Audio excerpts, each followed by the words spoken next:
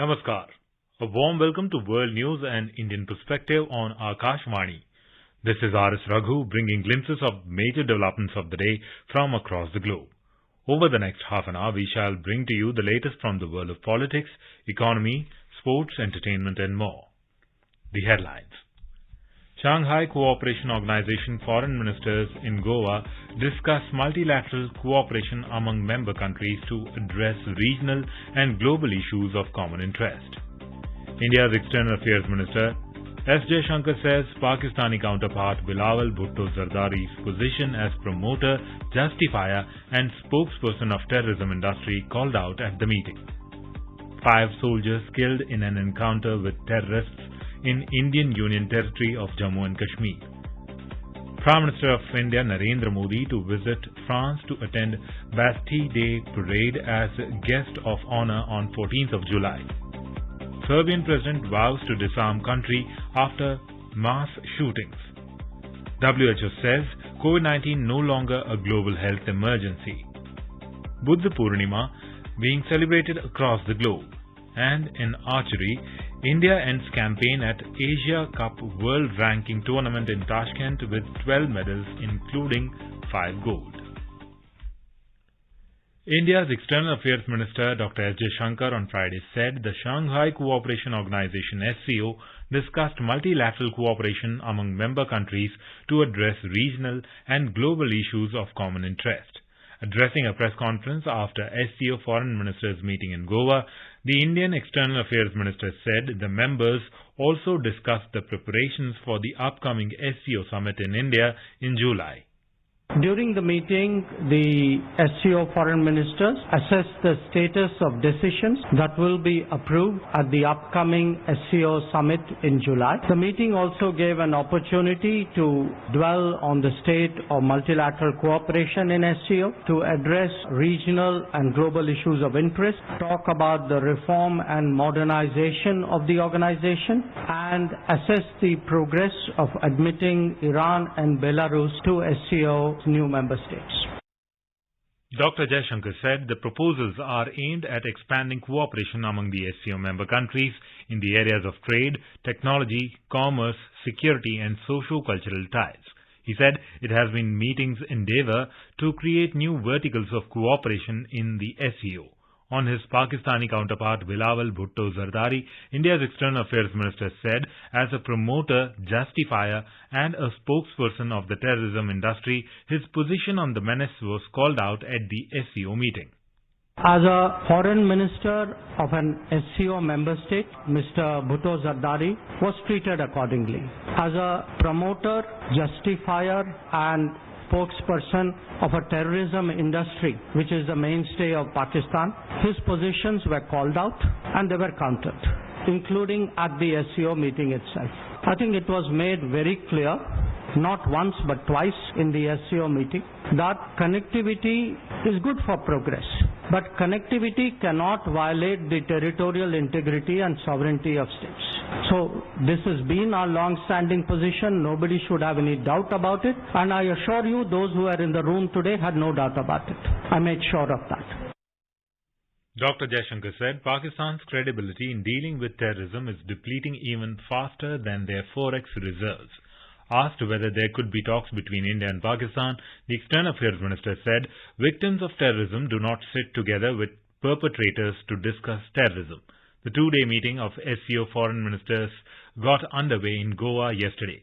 8 nations attended the key meeting. India took over the chairmanship of the SCO grouping in September last year. In Indian Union Territory of Jammu and Kashmir, 5 soldiers lost their lives in an encounter between security forces and terrorists in Kandi Forest area of Rajouri district today. Our correspondent quoting defense spokesperson reports that the terrorists triggered an explosive device in which initially 2 soldiers lost their lives while 4 personnel, including an officer, sustained injuries. The injured were evacuated to Command Hospital Udhampur, where 3 soldiers succumbed to the injuries, taking the number of casualties to 5. Additional teams from the vicinity have been rushed to the site of the encounter. There is likelihood of casualties in terrorist group. Reportedly, the terrorists belonged to the same group that ambushed an army truck on April 20th, in which at least 5 soldiers lost their lives and 1 other was injured. Around 3,800 Indians have been evacuated from Sudan under Operation Kaveri. The Indian Embassy in Sudan said there are no more Indians waiting to leave from Port Sudan. Indians have moved out of Port Sudan using 5 Indian naval ships and 17 Indian Air Force aircrafts, including one from Wadi Sayedina Military Air Base. Meanwhile, the Indian Embassy in Riyadh said that they have closed down the transit facility today, which was created at the International Indian School in Jeddah for Sudan evacuees during Operation Kaveri. The facility provided comfort to more than 3,500 evacuees and served as the nerve center for planning their onward movement to India. 97 persons evacuated from Sudan arrived in Bengaluru today. The first flight arrived from Addis Ababa carrying 18 evacuees. The second flight from Jeddah brought in 53 evacuees, and third flight, also from Jeddah, arrived with 26 evacuees. Up to now, 439 persons hailing from Karnataka have been rescued from Sudan. More from our correspondent. The Karnataka State Disaster Management Authority Commissioner Manoj Rajan has informed that extracting Indians stranded in Al-Fashir was one of the most extraordinary tasks. The town is situated 1,800 kilometers west of Port Sudan. The Indian Embassy in Sudan mobilized 2 buses to pick them up from Al-Fashir. The journey till Port Sudan was too challenging and arduous as it passed through the conflict zone. Manoj Rajan has said that those rescued exhibited grit and courage during the journey. He added that their tremendous resilience and confidence in the government helped take up the rescue operation. Sudhindra, Akashvani, Bengaluru. India's Ports, Shipping and Waterways Minister Sarbananda Sonowal will be receiving the first Indian cargo ship at Sitwe Port in Myanmar on the 9th of this month. Development of Sitwe Port is part of the Kaladan Multimodal Transit Transport Project. Once operationalized, the Sitwe Port will enable multimodal transit connectivity with Southeast Asia. The port has been developed under a framework agreement between India and Myanmar for the construction and operation of a multimodal transit transport facility on Kaladan River connecting the Sitwe port in Myanmar with Mizoram. The route is likely to unlock tremendous economic potential for the entire Bay of Bengal Peninsula. Prime Minister of India Narendra Modi will visit France on the 14th of July to attend this year's Bastille Day parade as guest of honor in Paris. The External Affairs Ministry of India said that to mark this important milestone of 25th anniversary of India-France strategic partnership, an Indian Armed Forces contingent will participate in the parade alongside their French counterparts.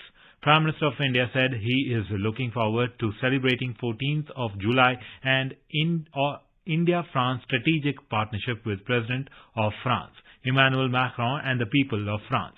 Mr. Modi said this in reply to a tweet by the French President in which Mr. Macron said he is looking forward to Mr. Modi's upcoming visit to Paris. Prime Minister's visit is expected to herald the next phase in the India-France strategic partnership by setting new and ambitious goals for strategic, cultural, scientific, academic and economic cooperation. India and France have a shared vision on peace and security, especially in the Europe and the Indo-Pacific, and uphold the objectives and the principles of the Charter of the United Nations. Our correspondent reports that this historic visit will also deliver common initiatives in order to respond to the key challenges of the time, including climate change, biodiversity loss, and the achievement of sustainable development goals. It will be an opportunity for India and France to reaffirm their commitment to multilateralism, including in the context of India's G20 presidency. And now, in today's Hotspot section, we bring you a news commentary on India-Israel friendship, beginning of a new era of industrial research and development cooperation.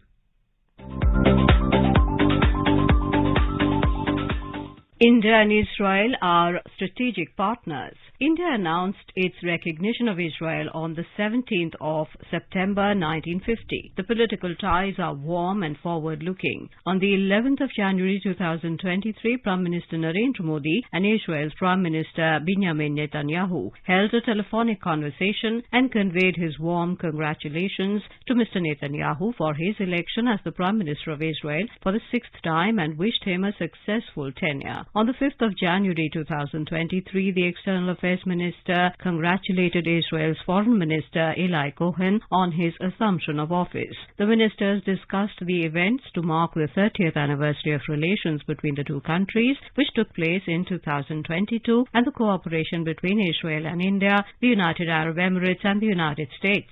In a momentous milestone in science and technology cooperation between India and Israel, Dr. N. Kalaiselvi, Director General of Council of Scientific and Industrial Research CSIR, and Dr. Daniel Gold, Head of Directorate of Defence Research and Development DDR&D, signed a Memorandum of Understanding in the august presence of Dr. Jitendra Singh, Minister of Science and Technology, Government of India. Dr. N. Kalaiselvi thanked Dr. Jitendra Singh for gracing the meeting and his continued support to CSIR. She welcomed the dignitaries and gave an overview of CSIR, showcasing its technological and research prowess, as well as the ongoing collaboration and discussions with Israel in aerospace, healthcare, and energy. Sharing CSIR's priority topics, she concurred with the interest of collaboration with Israel in high technology areas such as artificial intelligence, quantum and semiconductors, and synthetic biology. Acknowledging the ongoing cooperation efforts of CSIR and his team, Dr. Daniel Gold envisioned that the MOU would be beneficial for the welfare of both the countries.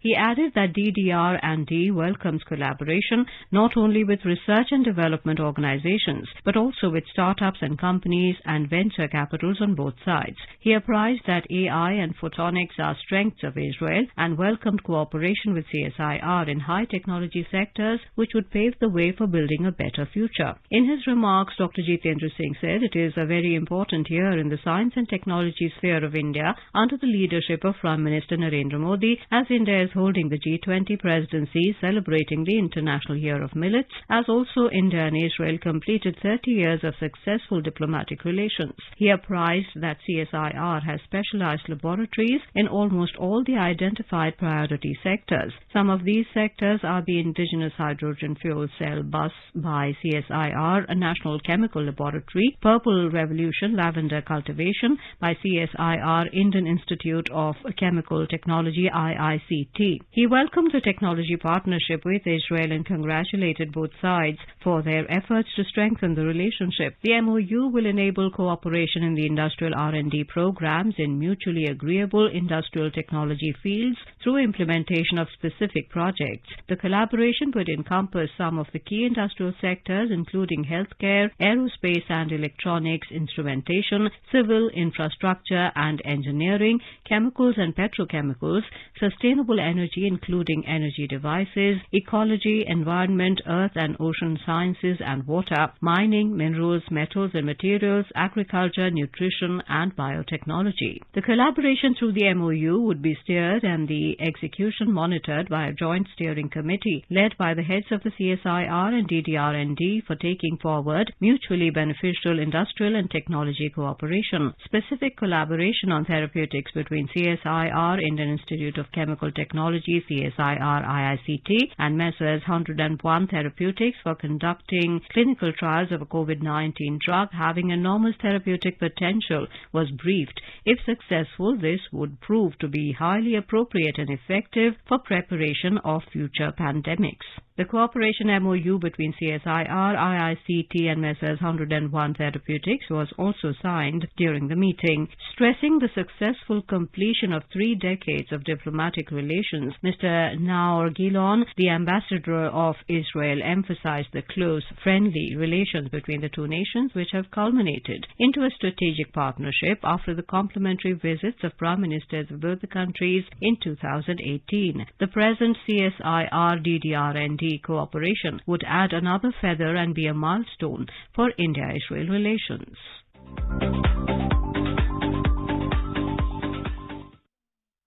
This is Akashvani giving you the world news. Serbian President Alexander Vučić vowed on Friday to launch a large-scale disarmament plan to remove hundreds of thousands of guns from the country, following back-to-back mass shootings in the Balkan country this week. During a live broadcast, Mr. Vučić said they will do an almost complete disarming of Serbia. His statement comes hours after at least 8 people were killed and 13 were injured in the latest shooting near Belgrade. An attacker armed with an automatic weapon opened fire from a moving vehicle before fleeing. Interior Minister Bratislav Gašić called the shooting a terrorist act. Police in the early hours arrested the suspected gunman following an hours-long manhunt throughout the night in the country's second mass shooting this week. The shooting comes a day after 9 people were shot dead at an elementary school in the Serbian capital.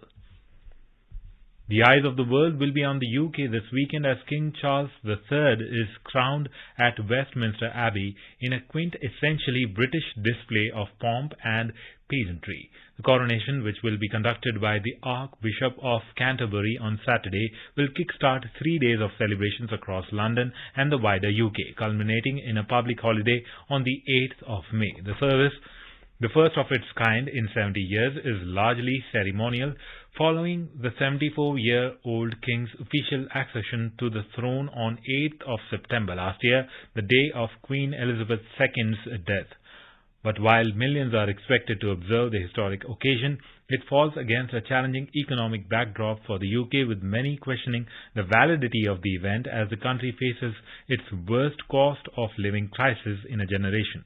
Buckingham Palace does not provide an official figure for the cost of the coronation, but it estimates put it at between 50 million and 100 million pounds. In Bangladesh, a protest meeting was held in Dhaka over the persecution of Uyghur Muslims by the Chinese government on the occasion of the Dopa Day, symbolizing Uyghur cultural identity. The meeting was followed by a demonstration in front of the National Press Club in Dhaka.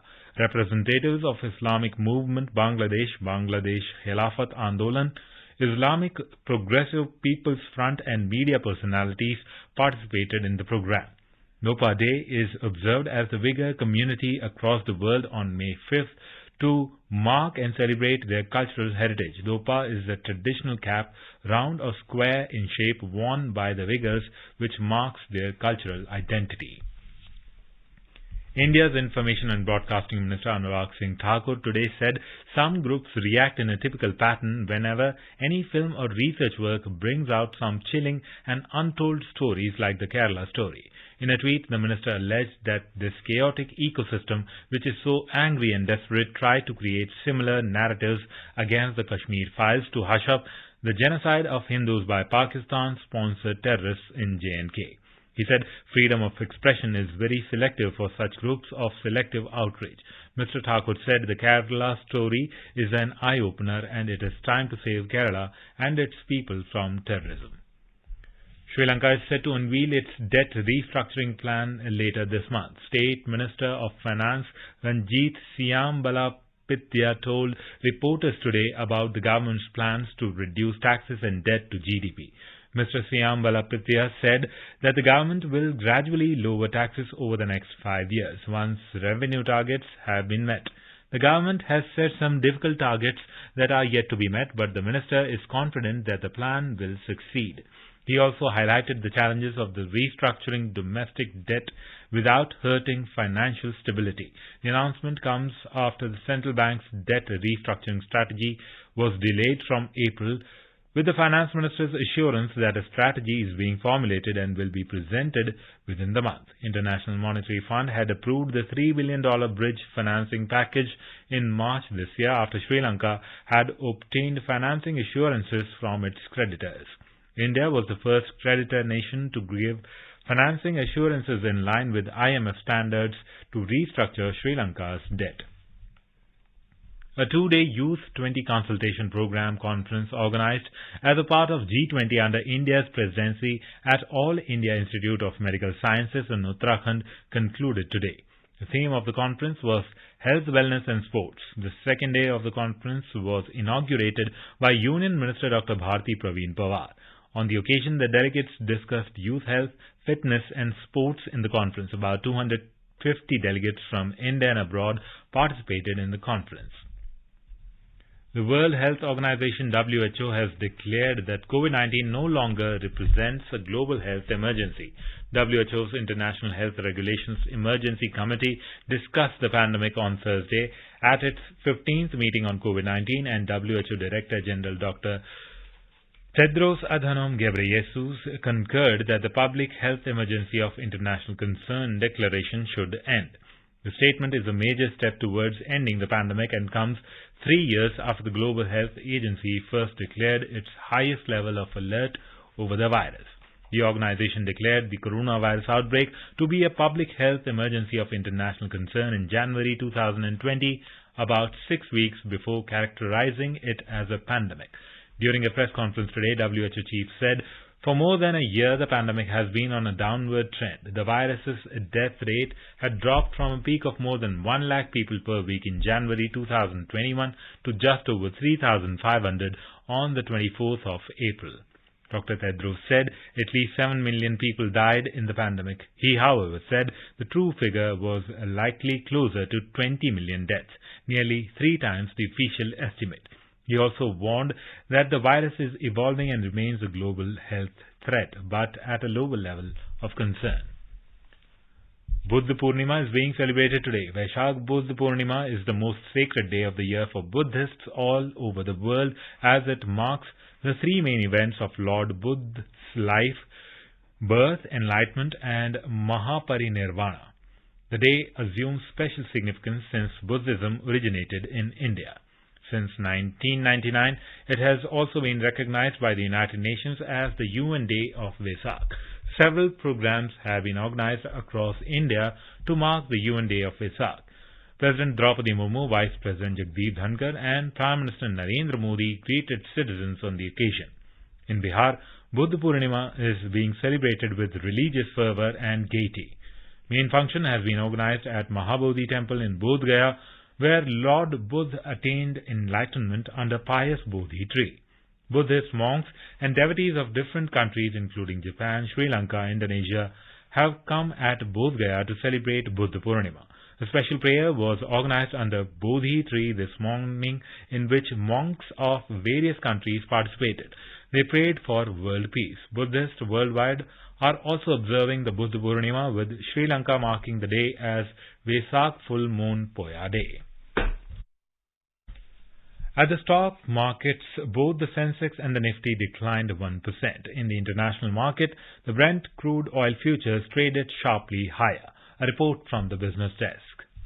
At the stock market, Sensex at the Bombay Stock Exchange declined by 695 points, 1.1% to close at 61,054 today. Nifty at the National Stock Exchange slipped by 187 points, 1% to end at 18,069. In other global bourses, China Shanghai Composite Index fell by 0.5% and Singapore Straits Times Index shed 0.1%, but Hong Kong's Hang Seng Index rose 0.5%. Stock markets in Japan and South Korea were closed for a holiday. Over in Europe, London's FTSE 100 had gained 0.5%, France's CAC 40 had added 0.6%, and Germany's DAX had climbed 0.8% in intraday trade. Global crude oil prices rose after markets registered a dramatic drop on fears of a weakening U.S. economy and slowing Chinese demand. So Brent crude rose by $1.88 to $74.38 a barrel. U.S. crude futures added $1.89 to $70.45 a barrel. Back home, gold fell by 160 rupees to 62,040 rupees per 10 grams at Delhi's bullion market today amid a fall in global gold prices. But silver climbed by 650 rupees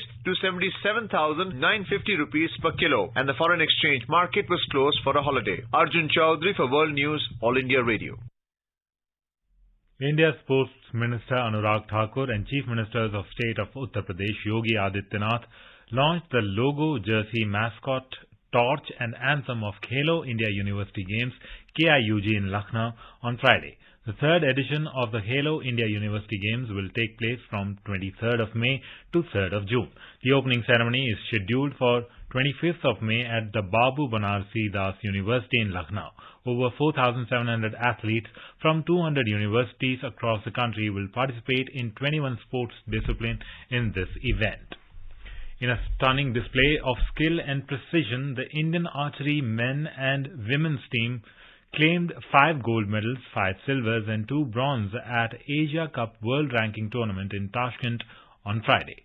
In the compound women team event, Parneet Kaur, Ragini Marku and Pragati defeated Kazakhstan 232-223 to win gold. In compound men team event, team of Amit Kushal Dalal Abhishek Verma beat Hong Kong 233-226 to lift the yellow medal. In the compound mixed team event, Indian team beat Kazakhstan to finish at the top of podium. In the compound women individual event, all three medals were claimed by Indians in both men and women categories. In the recurve men team event, team of Mrinal Chauhan, Tushar Prabhakar Shelke and Jayant Talukdar defeated China 5-1 to win gold, while Indian women team won silver. In boxing, Asian and Commonwealth Games bronze medalist Mohammad Hasamuddin 57 kg progressed to the pre-quarter-finals of the IBA Men's World Championship at Tashkent in Uzbekistan on Friday. In the round of 32 bout, Hasamuddin was facing China's Liu Ping. He will next take on Russia's Savin Edward in the pre-quarterfinal on Sunday.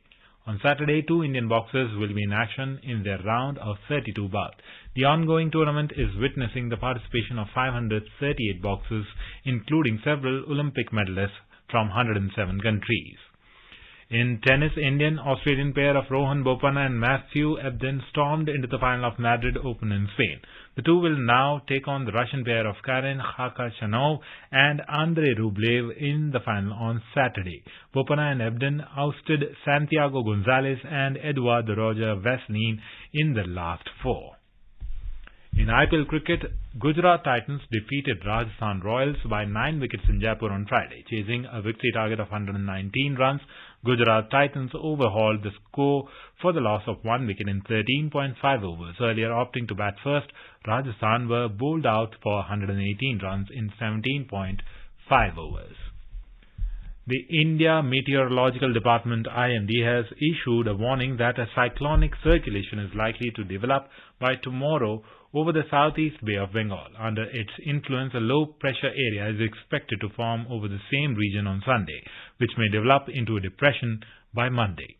The system is expected to intensify into a cyclonic storm, moving nearly northwards towards the central Bay of Bengal. IMD said light to moderate rainfall is expected at most places, with isolated heavy rainfall over Andaman and Nicobar Islands on Sunday. It has advised fishermen, small ships and boats not to venture into the southeast Bay of Bengal and adjoining areas from Sunday onwards. Now let us take a look at the major developments around the world as reported in the foreign press. The Financial Times writes, U.S. economy adds 253,000 jobs in sign of labor market strength. The Wall Street Journal reports Turkey's earthquake victims could decide the coming election. The Straits Times reports Japanese Prime Minister Kishida's visit to Seoul to resume shuttle diplomacy between the two countries. South China Morning Post writes UK Tories suffers massive blow in first electoral test for PM Rishi Sunak amid dark day for democracy. And now a quick look at the headlines once again. Shanghai Cooperation Organization foreign ministers in Goa discuss multilateral cooperation among member countries to address regional and global issues of common interest. India's External Affairs Minister S. Jaishankar says Pakistani counterpart Bilawal Bhutto Zardari's position as promoter, justifier and spokesperson of terrorism industry called out at the meeting. 5 soldiers killed in an encounter with terrorists in Indian Union Territory of Jammu and Kashmir. Prime Minister of India Narendra Modi to visit France to attend a Bastille Day parade as guest of honor on the 14th of July. Serbian president vows to disarm country after mass shootings. WHO says COVID-19 no longer a global health emergency. Buddha Purnima being celebrated across the globe. And in archery, India ends campaign at Asia Cup World Ranking Tournament in Tashkent with 12 medals including 5 gold. And now, before we end, let us listen to Mahatma Gandhi's favorite bhajan, Vaishnav Jan, by artists from Serbia.